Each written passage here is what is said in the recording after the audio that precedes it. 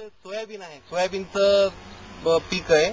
सोयाबीनचं पीक तेलबिया वर्गामधलं आहे आणि माझ्याकडे जवळपास 3-4 एकर सोयाबीनचं क्षेत्र आहे आणि सोयाबीन हे खरीप हंगामातलं पीक आहे.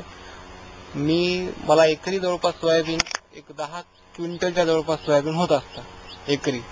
त्यानंतर सोयाबीन हे शेतकऱ्यासाठी चांगलं पीक आहे. किती एकरी उत्पन्न किती? एकरी उत्पन्न 10 क्विंटल होतंय सोयाबीन सरासरीमध्ये. तर एकरी उत्पन्न जवळपास 25,000 रुपये सोयाबीन मधून होत आहे. म्हणजे एकंदरीत हा एकूण सोयाबीन किती याचे उत्पन्न? आता हे 4 एकर सोयाबीन आहे. तर 4 एकर मधून 1 लाख रुपये सोयाबीनचे मिळू शकतील. पण सर्वात महत्वाचं म्हणजे सोयाबीन हे कोरडवाहू वर्गातील पीक आहे. याला पाणी लागत नाही. फक्त वरच्या पाण्यावर सोयाबीन येत आहे. की ज्यांच्याकडे सिंचनाची व्यवस्था नाही अशा शेतकऱ्यांसाठी हे पीक वरदान आहे. आणि सोयाबीन नंतर आपल्याला गव्हाचं पीक घेता येते. सोयाबीन नंतर जे आपण नंतरचे जे क्रॉप घेतो ते अतिशय फायदेशीर होते. 2 जर क्रॉप घेतले आपण तर आजचा जो शेतकरी कापसाच्या पाठीमागे लागून जे स्वतः आत्महत्या करायला ते सोयाबीन घेतलं तर बराच फरक पडतो.